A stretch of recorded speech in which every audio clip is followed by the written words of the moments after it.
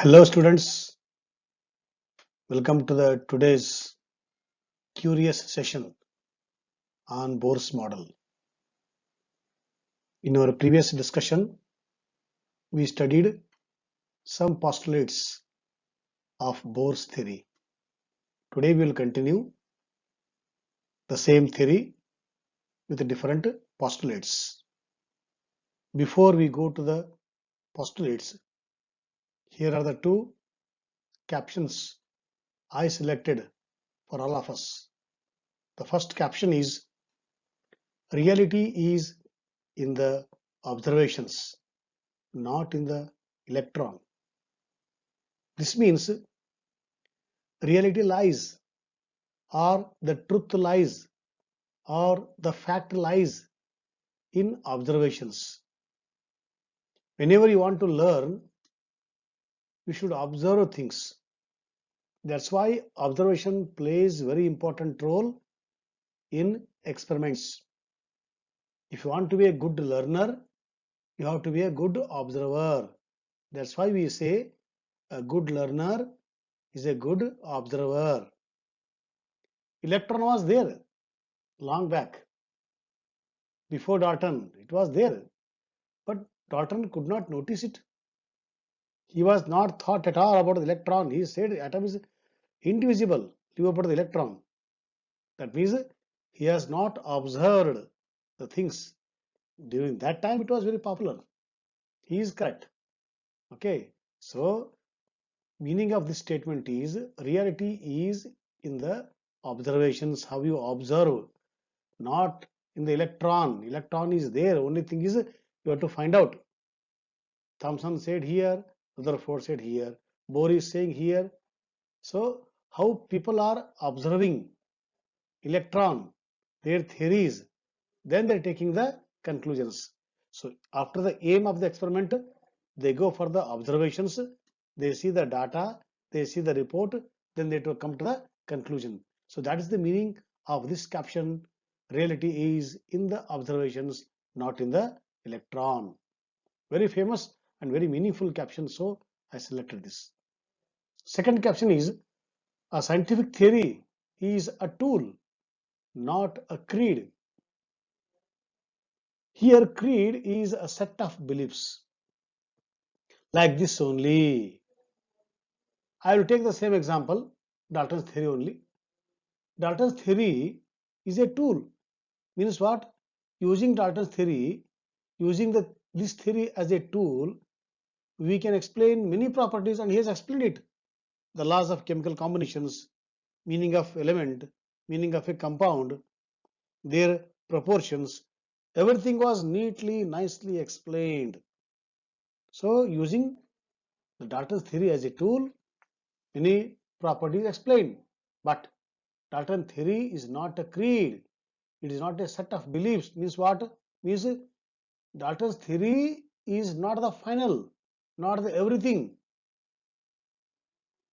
So it was believed that Dalton's theory, wonderful, agreed, no doubt, some years back.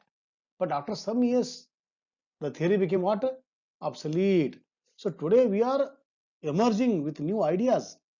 It has to be there. Science is dynamic. So flow is there. Therefore, what he says, scientific theory is a tool. You can use it as a tool to go for the different theories. But that is not the final. That is not a belief. So that time belief, now we can't believe it. Okay, therefore it's not a belief. That is the meaning. We believed, by seeing the nature, sun is coming from the east direction, so he is going to the west direction. So we believed, it was a long back belief that sun is taking around the earth. That time it was people were admired, but now sun is constant. We are taking around the sun. So believe. So it was a belief. That's why he says a theory is a tool, but it is not a creed. So I felt very interesting and meaningful. That's why I selected these two captions before we go for the Bohr's model. So Bohr's model postulates continued. Now, In the previous discussion, before we go for the postulate, let us calculate some important parameters. So in the previous video, we calculated radius. Now today we calculate velocity. For this we require this equation. mvr equal to nh upon 2 pi. Angular momentum of an electron is quantized. It is the integral multiple of h upon 2 pi. So here v is there, no? So to calculate the v, we have taken this equation. So mv in place of r, this is the r value from the previous data. So this is the equation. If you simplify, so v equal to z square by 2h epsilon naught n, or v equal to e square by 2h e naught into z upon. So I have rearranged here. So I have taken e square 2h epsilon naught one side and z and then the other side. Why? Because all these are constants. So when you substitute constant values, then what we get?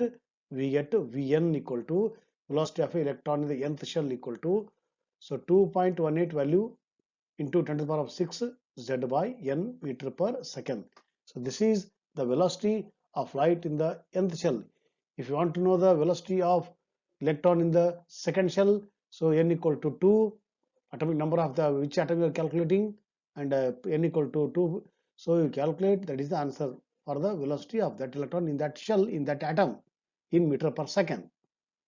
That means electron speed is in 10 to the power of 6. Means what? It is moving with a great speed. So I wrote here speed of an electron in the first shell.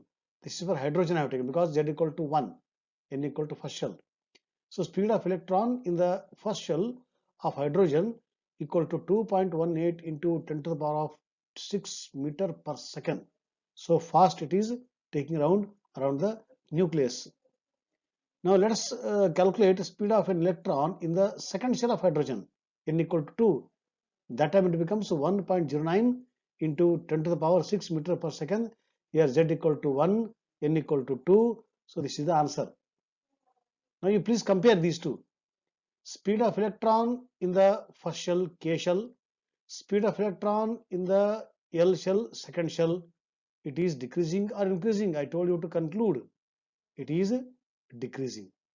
As electron moves far away from the nucleus, its velocity decreases because it is losing the attraction power. As long as it is under the control of nucleus, it revolves around the nucleus at a great speed. As it moves far away, far away, far away, far away, it loses the control, thereby it goes in its own speed slowly. Okay, what happens afterwards? We'll see. Now this is regarding the energy. First was radius, second was velocity. Now this is the energy of an electron.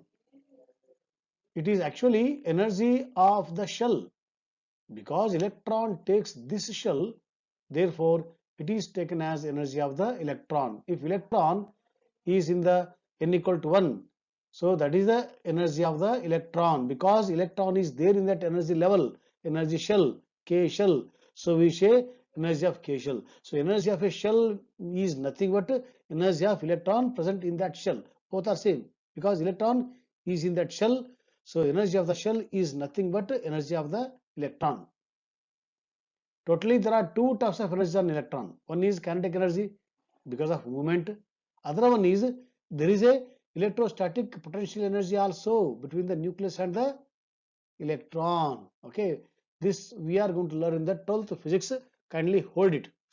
So there are two types of energies on an electron in an atom, in every shell. One is kinetic energy, other one is electrostatic potential energy, PE. Now we'll go to the derivation part. Kinetic energy from the previous class 9th, 10th, half mu square. So in place of V, I'll substitute velocity from the previous calculation. So that became 1 by 8 mz square e fourth by h square epsilon naught square n square. So I have separated m e fourth by 8 h square epsilon naught one side and this is one side, because as usual these two are constants. Put the value of constants, you will get the 13.6 answer. So kinetic energy of the electron equal to 13.6 Z square by N square in electron volts. You can convert it in other forms of joules also, but this is I have done it in the electronic volts. You use the converting factor and convert it to different units.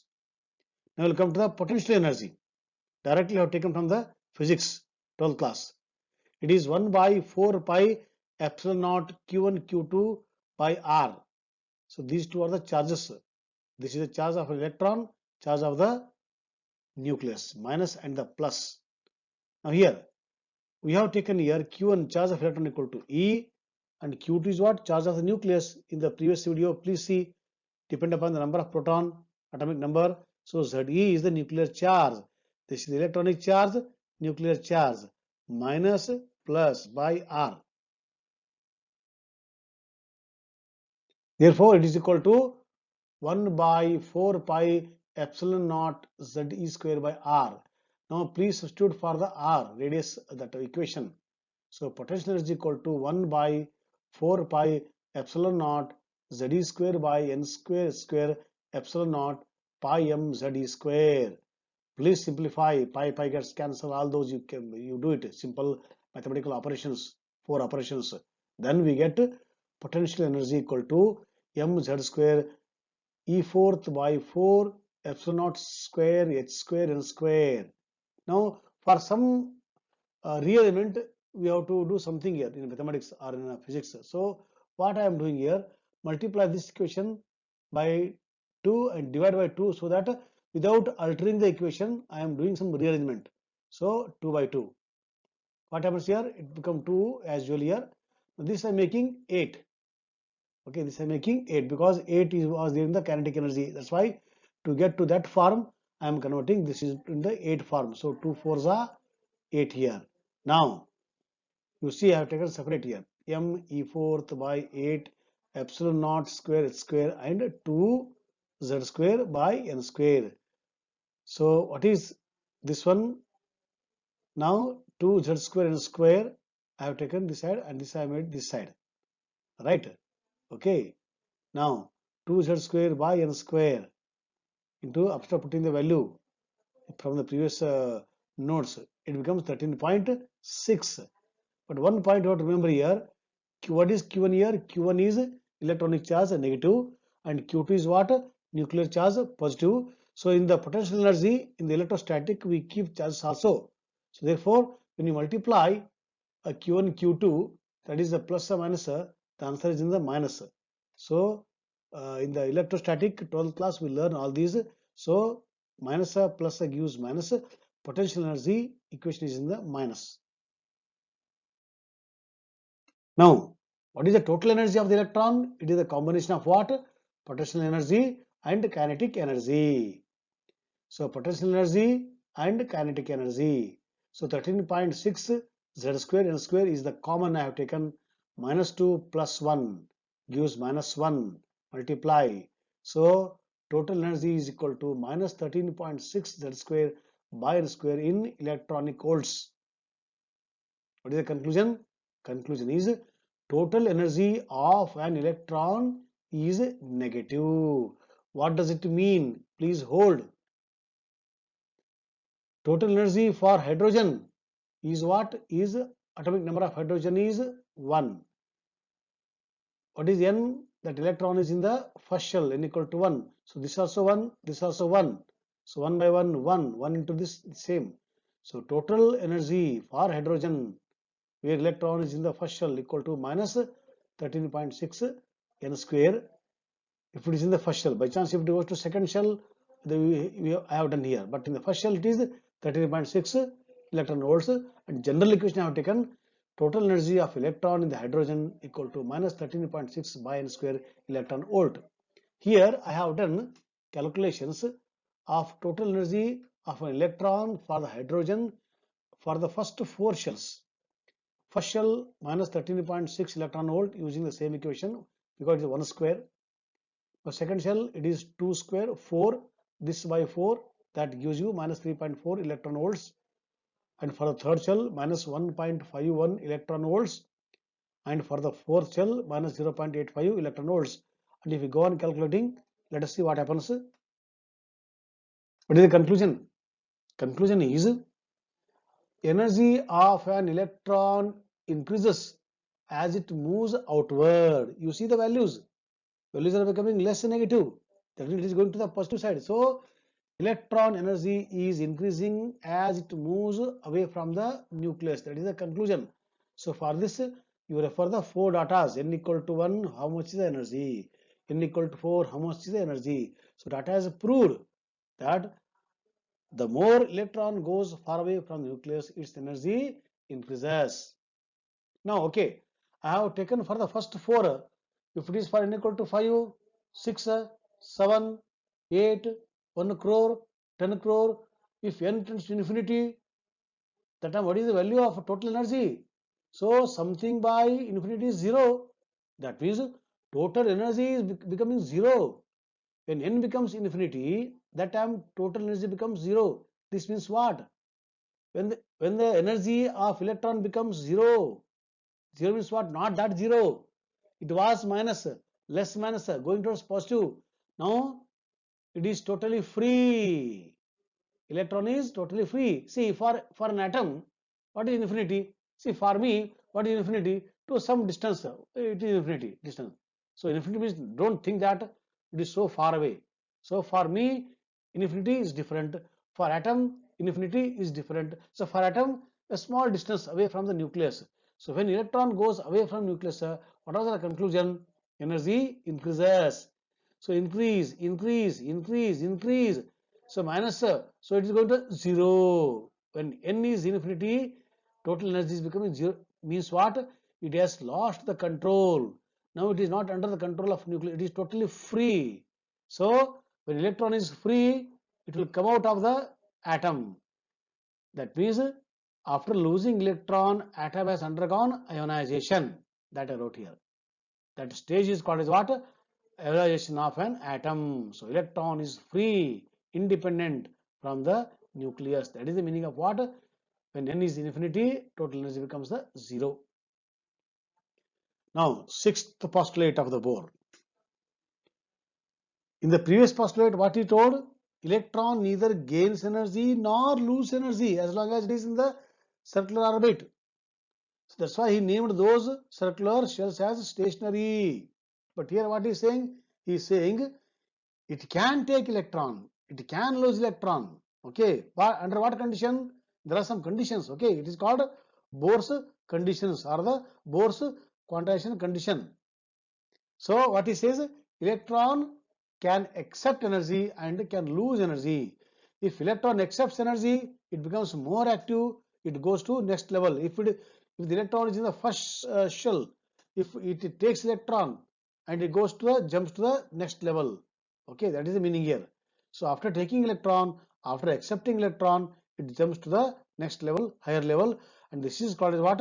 Excitation. I am very much excited.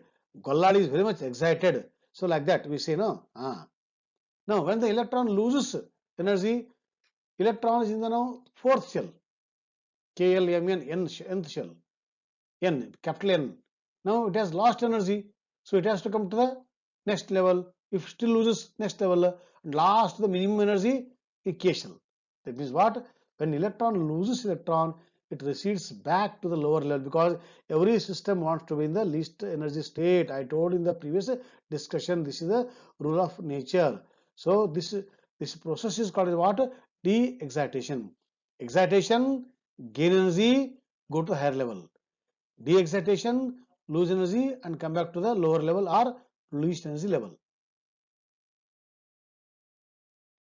An electron gains or loses only that energy which is equal to the difference in two energy levels.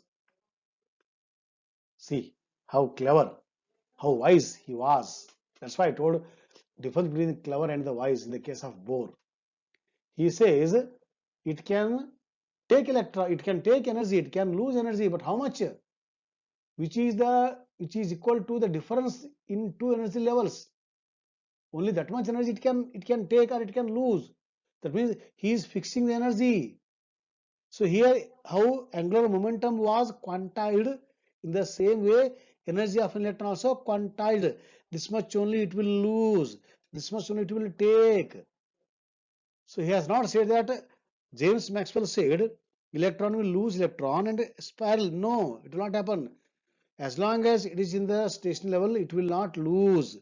When you supply energy, it will go, and after losing, it will come back.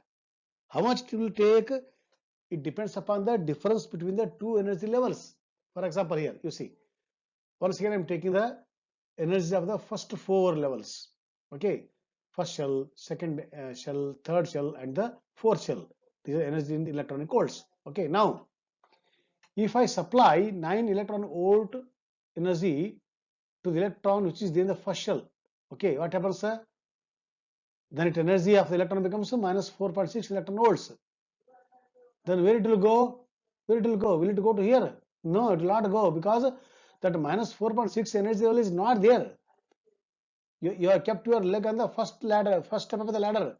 Second is somewhere far away. In between you can't keep. It's hollow like that. Therefore, this will not hold.